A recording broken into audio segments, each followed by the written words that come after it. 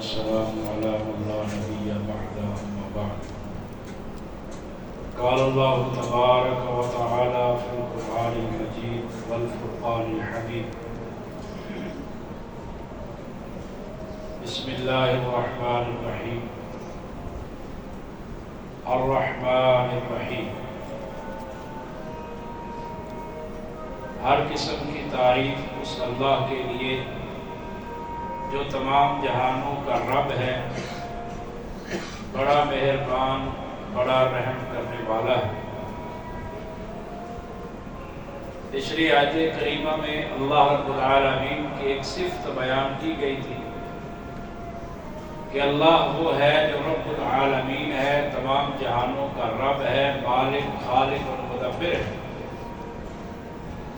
یہ سورۃ الفاتحہ کی دوسری آیت ہے، الرحمن الرحیم. پہلے اس آیت کے بارے میں یہ بات ضرور یاد رکھیں کہ قرآن مجید کے اندر اللہ رب العالمین کی ثنا پر، اللہ کی تعریفات پر جتنی آیات مشتمل ہیں، وہ ساری کی ساری آیات الرحمن الرحیم کی تفسیر ہے. جتنی آیات اللہ کی ثنا بیان کی گئی ہے، وہ ساری آیات الرحمن الرحیم کی تفسیر اور تفسیر ہے. دلیل صحیح مسلم کی حدیث ہے. رسول مکرم صلی اللہ علیہ وسلم نے ارشاد فرمایا کہ جب بندہ نماز کے اندر کہتا ہے الحمدللہ رب العالمین، تو اللہ فرماتے ہیں حامدنی عبدی. اور جب بندہ نماز میں کہتا ہے الرحمن الرحیم، تو اللہ کہتے ہیں اثنا علی عبدی، میرے بندے نے میری ثنا بیان کی. تو سب سے بڑی ثنا الرحمن الرحیم. یہ اللہ رب العالمین کی بہت بڑی صفت ہے. پیغمبر کائنات صلی اللہ علیہ وسلم نے فرمایا کہ اللہ تعالیٰ فرماتے ہیں ان رحمتی غلبت غضبی، میری رحمت میرے غصے پر غالب ہے، میری رحمت میرے غصے پر حاوی. یعنی اللہ رب العالمین میں کی ذات کو غضب بھی آتا ہے، اللہ کی ذات میں رحمت بھی، لیکن اللہ کی رحمت اللہ کے غضب پر حاوی ہے، اللہ کی رحمت اللہ کے غضب پر غالب. اللہ رب العالمین اپنے بندوں پر کتنی رحمت کرتا ہے.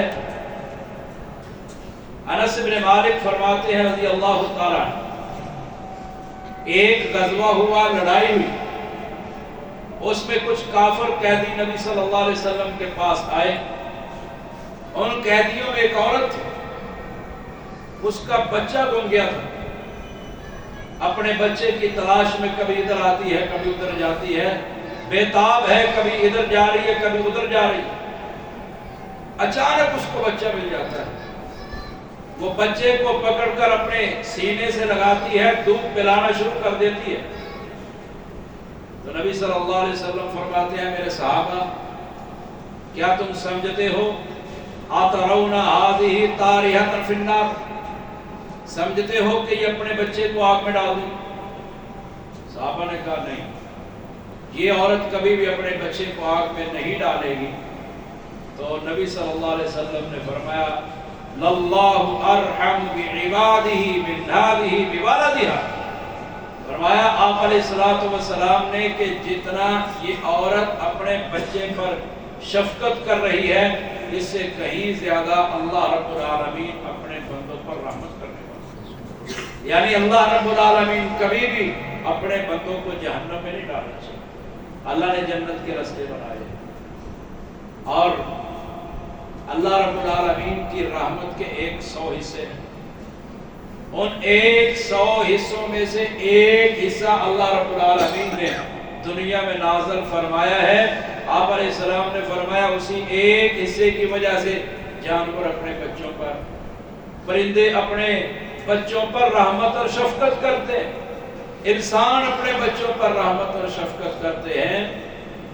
اور ایک جو 99 حصے ہیں وہ اللہ رب العالمین نے آخرت میں مومنوں کے لیے رکھے.